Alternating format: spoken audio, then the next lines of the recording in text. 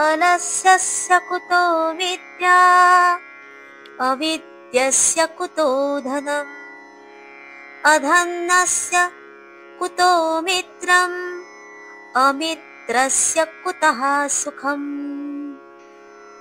अर्थात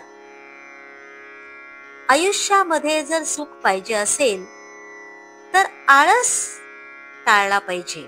आळस करून जीवनात चालणार नाही, कारण आळशी माणसाला विद्या नाही आणि अशिक्षित माणसाला म्हणजे ज्याच्याजवळ विद्या नाही त्याला धन कुठलं मिळणार. आणि जर धन नसेल, दारिद्र्य असेल तर त्याला मित्र कुठून मिळणार, कारण पैसे पाहूनच मित्र येत असतात. आणि जर मित्र नसतील आपल्या आयुष्यामध्ये तर त्या व्यक्तीला सुख कुठलं मिळणार. तर याचाच अर्थ आपल्या आयुष्यामध्ये जर सुख पाहिजे असेल तर आपण आळस काढून टाकला पाहिजे, शरीरातनं पूर्णपणे नष्ट केला पाहिजे आळस आणि कामाला लागलं पाहिजे.